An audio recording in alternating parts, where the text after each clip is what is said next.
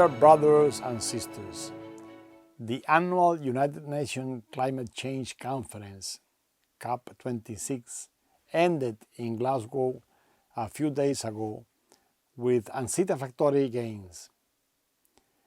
Without losing hope, let us continue to walk with the vulnerable and work more vigorously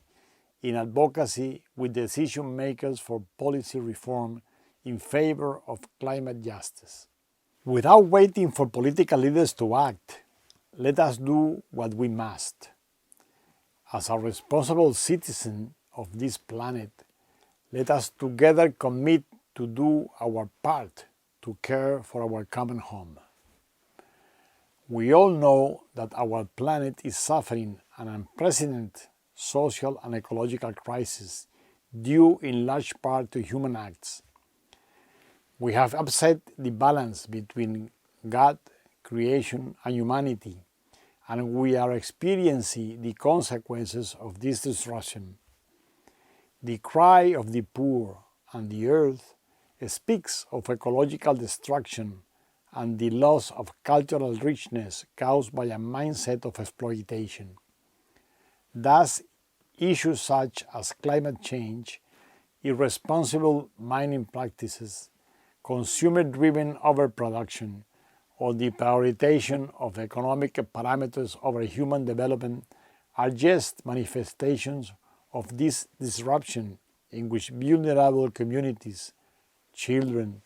the elderly, indigenous peoples, or migrants are more exposed and suffer the consequences to a greater extent.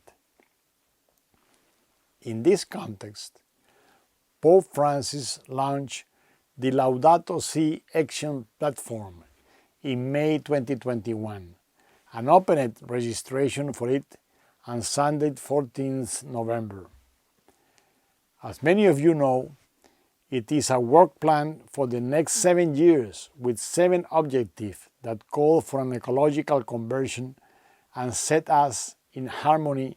with the spirit of the Ignatian Jubilee year and the spirit of integral ecology.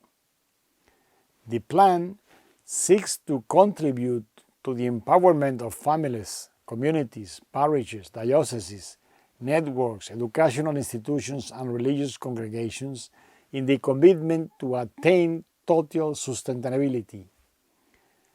The platform represents an innovative collaboration between the Vatican, through the Dicastery for the Promotion of Integral Human Development, an international coalition of Catholic organizations, and all people of goodwill. Through this initiative, the aim is to organize a program of action that, listening to the cry of the earth, might respond to the cry of the poor and assure the rights of future generations. To this first objective, the Laudato Si platform adds 6 others, namely, advancement towards an ecological economy, the adoption of sustainable lifestyles, ecological education, deepening of a spirituality that nourishes the search of ecological balance, community commitment, and active citizenship for the preservation of the environment.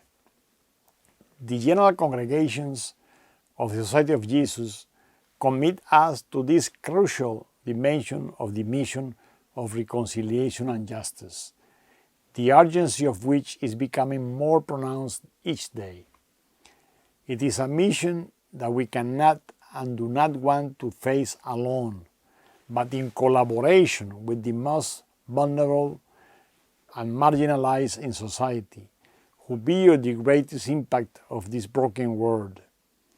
Accompany young people in their efforts to change the current course of humanity in collaboration with institutions and organizations of the Church of which we are part, along with all those who wish to join in these efforts.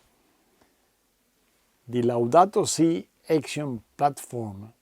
is part of the synodal process of the Catholic Church is undergoing, in which various individuals, institutions, and networks of the Society of Jesus are already participating.